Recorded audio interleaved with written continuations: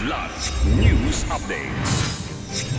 Mga balita ngayon, pagkamatay ni Ka Maria Malaya, malaking dagok sa NPA ayon sa AFP. Drug den sa Tagum City, sinalakay ng mga otoridad 10 individual na huli. Fishing season sa Zamboanga Peninsula, opisyal nang binuksan ng BFAR Region 9. Ako po si Cesar Soriano para ihatid ang nangungunang mga balita sa buong kapuluan ngayon. Malaking kawalan sa hanay ng New People's Army o NPA ang pagkamatay ng kanilang mataas na pinuno na si Mirna Solarte alias Ka Maria Malaya ayon kay Armed Forces of the Philippines o AFP Chief of Staff General Romeo Bronner Jr. Ayon kay Bronner, ang pagkawala ni Ka Maria Malaya ay nag-iwan ng malaking liderato na puwang sa NPA dahilan upang malagay sa disarray ang kanilang hanay at higit pang bumagsak ang kanilang organisasyon. Si Solarte na nagsilbing kalihim ng NPA Northeastern Mindanao Regional Committee ay namatay sa engkwentro ng militar sa Barangay Pianing, Butuan City noong Miyerkules. Dagdag pa ni Bronner, tagumpay ito hindi lamang para sa AFP kundi para sa sambayanang Pilipino. Ang mga komunidad na matagal nang apektado ng insurgency ay mas makakaranas na ng tunay na kapayapaan at pag-unlad. Nanawagan naman ang AFP Chief of Staff sa mga natitirang miyembro ng NPA na sumuko at magbalik loob na sa pamahalaan sa pamamagitan ng amnestiya. 10 katao kabilang na ang mga kabataan ang nahuli sa isang bypass operation na isinagawa ng pinagsanib na puwersa ng Tagum City Police Station, Davao del Norte Provincial Police Office at PIDEA Region 11 kamakailan sa Purok Suway, Baguio B, Barangay Magugpo North, Tagum City. Ang operasyon ay nagresulta sa pagkabuwag ng isang drug den at pagkakahuli ng mga suspect habang nagsasagawa sila ng iligal na aktibidad. Nakuha sa mga ito ang 8 sachets ng hinihinalang shabu na may timbang na mahigit 14 na gramo na may estimated street value na halos 100,000 piso.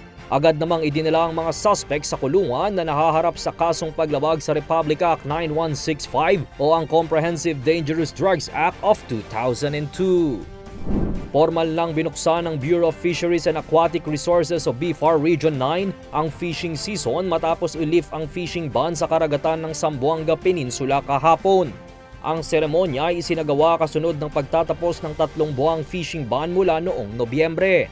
Ayon sa pamunuan ng BFAR Region 9, ang pansamantalang pagsasara ng pangisdaan ay nagbigay pagkakataon upang makapag-recover ang populasyon ng sardinas upang mapanatili ang stocks nito. Alinsunod din ito sa BFAR Administrative Circular No. 255 Series of 2014 na naglalayong masigurong sapat na panahon para sa mga sardinas na makapagparami at masustain ang pangmatagalang kalusugan ng palaisdaan. Para sa Kidlat News Channel, ito si Jai Reyes, nag-uulat. Lord, conquer my fear, faith, and trust in you. Sustain me to persevere at commit myself to this missionary life. Pinapabigay po.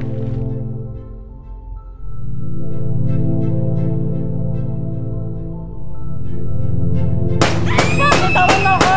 Morning, students! Brother!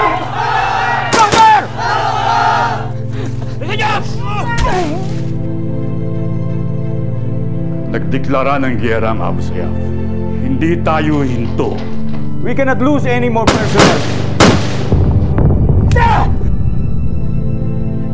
Nawa kayo!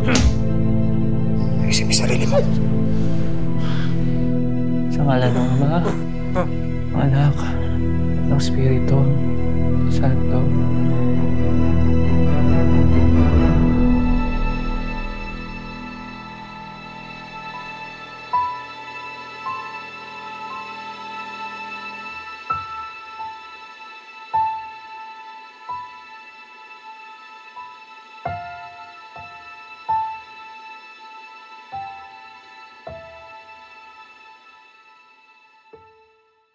Ako po si Cesar Soriano, kasama nyo sa bawat pagputo ng balita.